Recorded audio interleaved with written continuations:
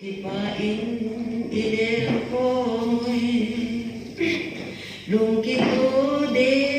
lawasoy la isa kom la zube gibang kan na si dayza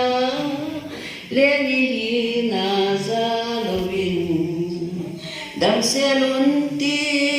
angay kizita đam selun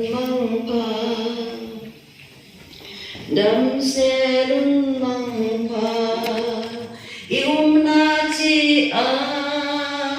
pakai kin bol dingin ki kan tawi te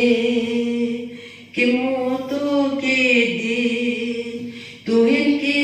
kan tawi te ole dam se chan mang pa ole dam se